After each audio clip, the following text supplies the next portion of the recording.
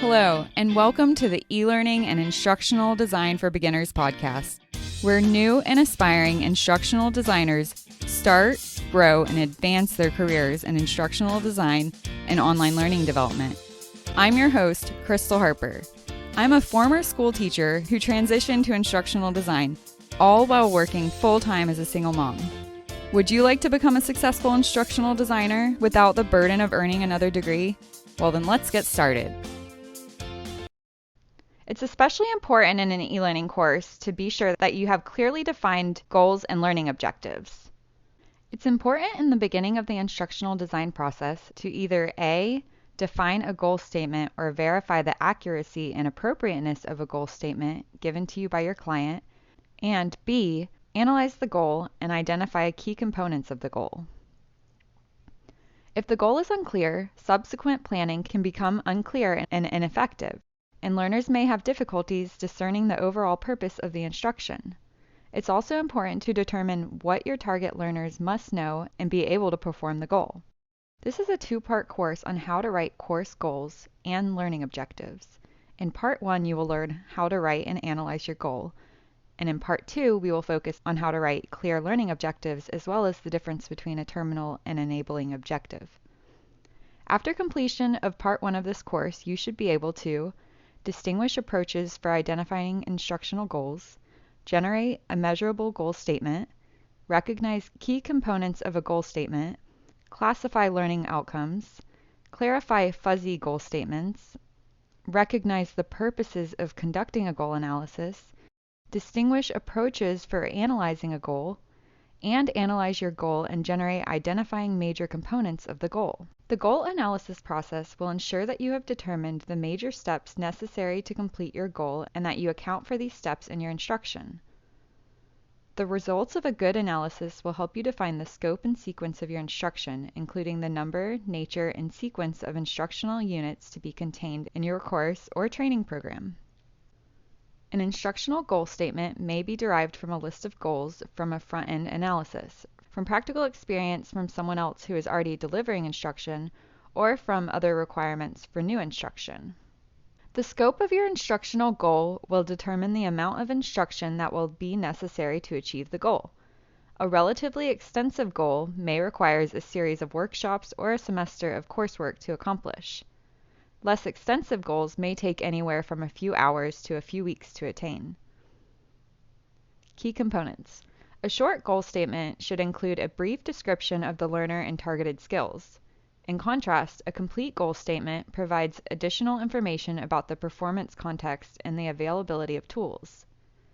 Now we will depict the key components for both short and extended goal statements. Please note, the length of your statement has little to do with the scope of your instruction. A short goal statement is a description of the learner and what learners will be able to do. An extended goal statement is a description of the learner, what learners will be able to do, real-life context in which the skills are to be applied, and available tools for accomplishing the goals. Both statements are used to focus subsequent analyses. A complete goal statement may be used as a course description and for marketing purposes.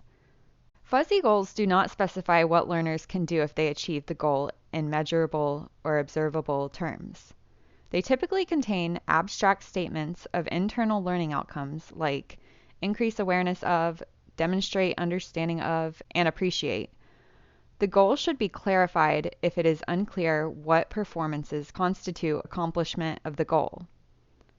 The goal should also be stated in measurable terms, in other words, using concrete verbs that may be observed. If you can't measure the goal, how will you ever know you've achieved it? If you think you have a fuzzy goal, be sure to clarify it. There are two steps in analyzing a goal. Number 1, classifying the goal according to learning outcomes and taxonomy. And number 2, identifying and sequencing major steps involved in performing the goal. Gagne's 5 domains of learning is a great foundation for completing these two steps. It's believed that learned human capabilities may be classified into several distinct categories. For instance, Bloom proposes what is probably one of the best learned taxonomies that distinguishes between knowledge, comprehension, application, analysis, synthesis, and evaluation.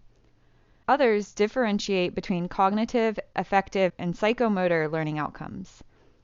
While comparing these taxonomies, it's important to note that most posit additional subcategories within each major domain.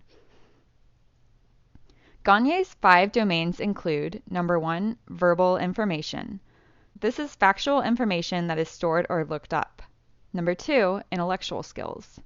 This is the capability to use symbols to organize, interact, and make sense of the world, such as reading, writing, distinguishing, combining, classifying, and quantifying. Discriminate. Discriminate is to distinguish between two stimuli. Forming concrete and defined concepts is to identify stimulus as well as members of a class having common characteristics and demonstrate meaning of the class of objects, events, or relations. Applying rules is applying principles and following procedures, responding with regularity over a variety of situations. Solving problems applies the combination of rules to solve real or intellectual problems. Number 3 is cognitive strategies. This is the capability to govern or direct thinking, learning, and remembering. Number 4 is motor skills. This is the execution of movement in organized motor acts. And number 5 is attitudes. These are the mental states that influence the direction and degree of effort. It has been recognized that the distinction between the domains may be somewhat artificial in real life. The achievement of most goals requires a combination of intellectual and psychomotor skills and verbal information and/or attitudes. For example, playing basketball requires players to shoot, dribble, and pass, which is psychomotor skills. Know the rules, which is verbal information. Develop a game strategy. This is the intellectual skill. Apply the game strategy, which is the cognitive strategy, and have a strong desire to win. That's the attitude. However, the distinction between domains facilitates both analysis and design. Classification of the intended goal helps designers select the appropriate analysis technique for identifying major steps in the learning objectives. During the design phase, classification of the goal and related objectives help designers determine the appropriate instructional strategies to promote goal achievement. There are 3 ways to analyze your goal. After defining and classifying your instructional goal, your next task is to analyze it and depict either A, the major steps necessary to achieve or perform the goal, or B, simple to complex examples of goal performance. These steps may then be used to determine the nature and number sequence of instructional units, lessons, or modules in an e-learning course to be included in the course or the training program. This will also help you with analyzing your learning objectives. There are 3 fundamental ways to analyze an instructional goal, including A, a topic or content area approach, B, a stepwise approach, and C, an elaboration approach. I will briefly summarize the content or topic and then the stepwise approach, and further discuss the elaboration approach. The content approach to goal analysis identifies the major topics to be covered in an e-learning course or training program. The content approach focuses on knowing and is typically of how subject matter experts define the scope and sequence of an online course or training program. Let's view an example. Generated from an advanced college-level biology course, it's divided into 12 units or modules, each covering a topic related to physiological psychology. When goals are analyzed in terms of what learners are expected to know, and online courses or training programs are divided into topics or modules, learners typically concentrate on one particular module or unit, without considering the contents of the other units. The instructional materials and resources specified for a unit or module is used in one block of time, rather than different points throughout a term or program, and once the class or team or individual moves on to the next topic, the first one is often forgotten. With a content or topic approach to goal analysis and e-learning course design, learners often fail to see the relationship between topics or how the skills and knowledge covered in one unit relate to another or to real life. In comparison to the content or topic approach, the stepwise and elaboration approach to goal analysis concentrate on what learners are supposed to do rather than know. They provide instructional developers with an unambiguous description of what exactly someone should be doing when performing the goal. Starting the design process by determining what learners are supposed to be able to do as a result of instruction is in sharp contrast to first identifying what topics or content areas are necessary to achieve the goal. The stepwise approach identifies in sequences the major steps necessary to perform a goal. To identify and sequence major steps, ask yourself what learners need to do in order to perform the goal. Your goal statement may already include a short description of the major steps. Each step may represent a physical activity or a mental step, and the description of each step should include a measurable verb. These steps will be helpful in determining the learning objectives for the e-learning course as well. A goal analysis results in a flow diagram or visual display that clearly identifies and illustrates the relationship among the major steps. In comparison to the stepwise approach, the elaboration approach to goal analysis begins by identifying the simplest epitome of someone performing the goal. It's also referred to as the whole task or simply as the task. After identifying the simplest epitome of the whole task, the analysis progresses through more complex examples of the goal being performed. In other words, it elaborates on the goal or whole task. Take, for example, someone preparing a spaghetti dinner. The simplest epitome of the whole task may include the use of pre-made noodles, bottled spaghetti sauce, frozen garlic bread, and packaged salad with some already grated Parmesan cheese. The next most complex iteration of making a spaghetti dinner may focus on adding some fresh ingredients to the bottled spaghetti sauce and preparing the salad and garlic bread with their basic ingredients. More complex examples of the goal may include making the sauce all the way up to the pasta noodles and salad dressing from scratch.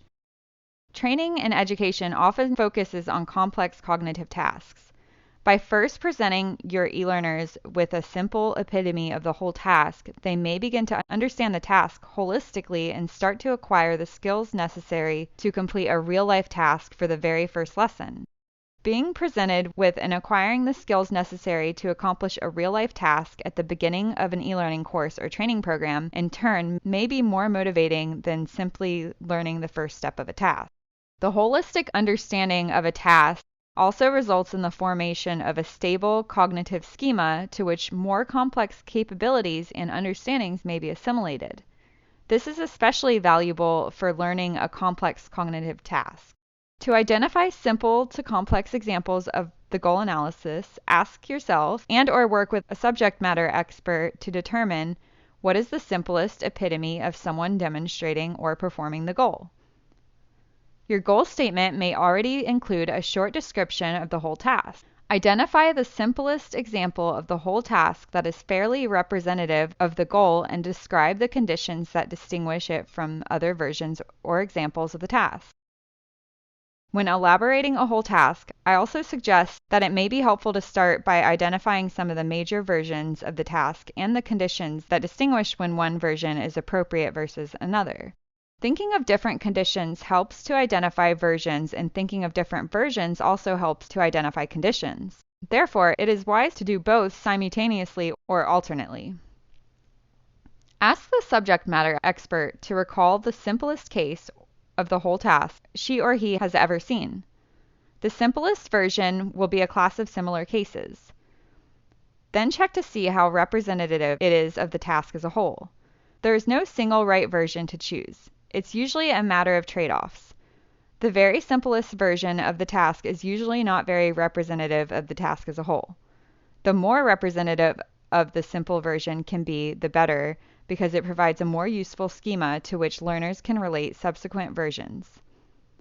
You may want to use some other criteria in addition to simple and representative, such as common, which is how frequently performed the version of the task is, and safe, which is how much risk there is to the learner and/or the equipment.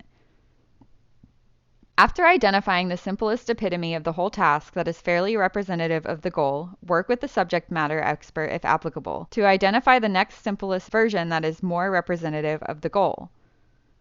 In general, the next simplest or more complex version will require learners to address additional variables and/or more difficult conditions. Continue to identify progressively complex versions of the whole task until instructional time runs out or the learners have reached the desired level of expertise. A question that may arise as you analyze your goal is, how large should a step be? Or how much should be included in one step? There are no easy answers. In general, if instruction is intended for young students, each step in a goal should be rather small. An instructional goal for older students may be broken down into larger steps. In general, it's recommended that you identify between 5 to 15 steps to achieve your goal. Instructional goal statements should contain a clear statement of learner outcomes and delimit the field of study. When developing a goal statement, attention should be given to the importance or relevance of the e-learning course by associating course content with authentic needs and/or proficiencies. An instructional goal statement should be written in terms of what is expected from students, painting a picture of what you want your students to know and be able to do at the end of your course. Analysis of the goal includes the classification of the goal and by either identifying the major steps necessary to perform the goal or by identifying simple to complex versions of the whole task being performed in real life. A goal analysis illustrates the relationship between the major steps or whole task examples.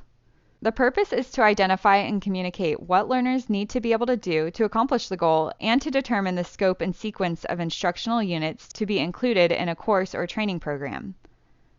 This information will be used to help you identify the specific skills and knowledge that will then be transformed into the learning objectives for your instructional unit.